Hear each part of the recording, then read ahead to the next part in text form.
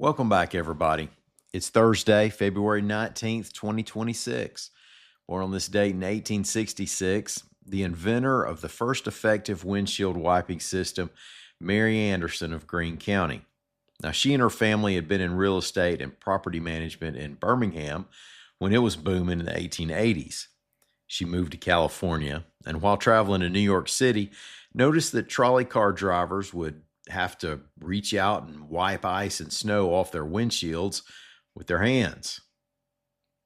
And in the infancy of automobiles, rain and snow collected on windshields was just a fact of life for the early drivers. Anderson drew up a system where drivers could work a handle inside their cars to scrape a squeegee across their windshields. Unfortunately, there were still very few automobiles at the time of her patent in 1903, and car makers didn't bite on her idea. Now, I don't want to speculate too much here, but she was also a woman in 1903 trying to tell men what would make their cars better. Nice drawing, Miss Anderson. Is your husband an inventor?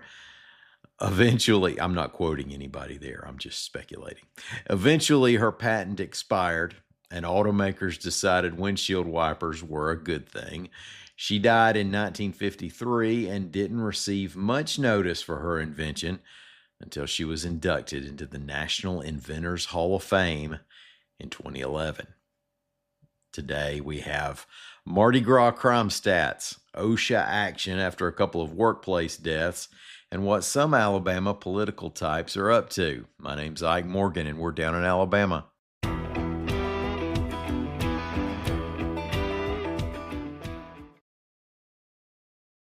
Well, the holidays have come and gone once again, but if you've forgotten to get that special someone in your life a gift, well, Mint Mobile is extending their holiday offer of half off unlimited wireless. So here's the idea. You get it now, you call it an early present for next year. What do you have to lose?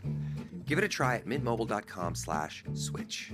Limited time 50% off regular price for new customers. Upfront payment required. $45 for 3 months, $90 for 6 months, or $180 for 12-month plan. Taxes and fees extra. Speeds may slow after 50 gigabytes per month when network is busy. See terms.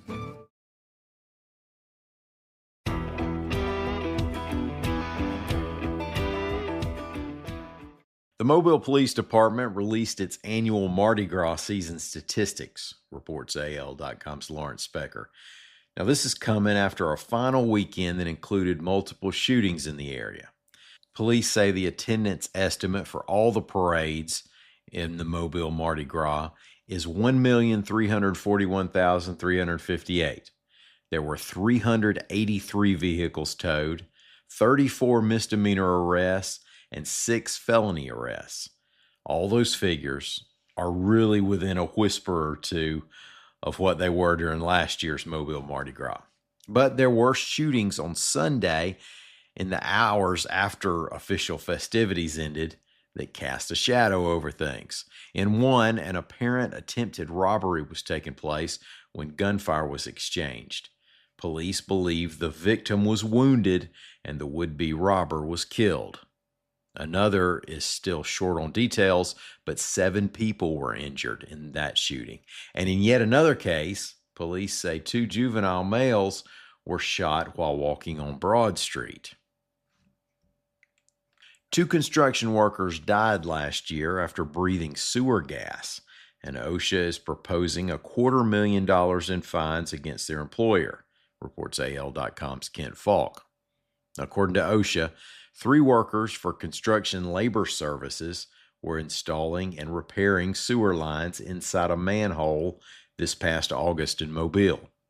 All 3 were overcome by sewer gas and became unresponsive. One woke up and got to safety, but the other 2 died. According to a statement by OSHA, quote, federal safety investigators determined the employer lacked confined space entry programs, procedures, training, and emergency response plans, including plans to determine acceptable entry conditions for confined spaces, end quote. Construction Labor Services is out of 8 Mile. OSHA cited that company with 16 serious violations and proposed a fine of $257,707. The company has 15 business days to comply, contest, or request an informal conference. Alabama State House Majority Leader Scott Stadthagen is resigning from that position as he runs for Alabama Republican Party chair, reports AL.com's Mike Kaysen. Now, he had previously been on leave of absence as Majority Leader. Regarding the otherwise potential conflict of interest, House Speaker Nathaniel Ledbetter has said, quote, "When you're Speaker, House Republican elections come first, and any other race, as important as they are, comes second." Now, that Ledbetter quote was explaining what he meant during a closed-door meeting last Thursday, from which audio was leaked of Ledbetter saying, "My concern is you. We need to do what's best for this body, period. I could give a expletive about the Republican Party," end quote. Now, one of Stadthagen's rivals for the party chair, Stan Cook, posted a statement calling for Ledbetter to be censured and then expelled from the Republican Party for that. Two House Republican members who were in that meeting said Ledbetter's comment was without context and that he has plenty of support in the State House. Former Alabama Republican Party chairman and current lieutenant governor candidate John Wall is at Mar-a-Lago attending a finance and technology conference by a Trump family crypto firm, reports AL.com's Mike Kaysen.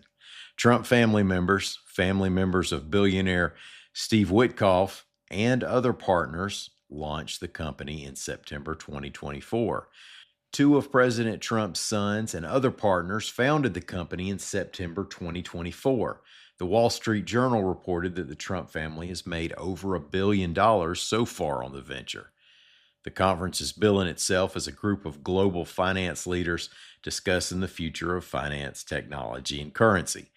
Big names on Wall Street and politics are in attendance, as is rapper Nicki Minaj. According to the New York Post, Binance founder Changpeng Zhao was there just 4 months after being pardoned by Trump for violating the Bank Secrecy Act. His company, Binance, holds the vast majority of stablecoin issued by World Liberty Financial.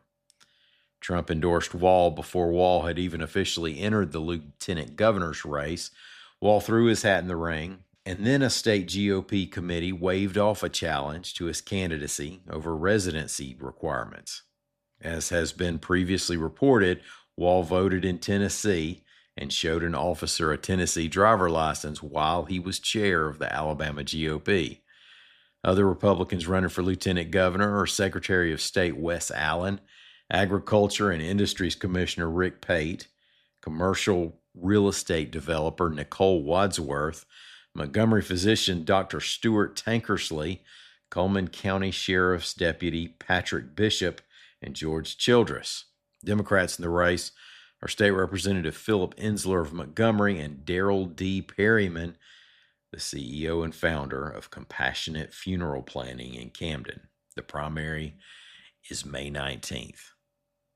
Y'all have a good rest of your day. We'll be back here first thing in the morning. Until then, y'all come by and see us anytime you can on the World Wide Web at al.com.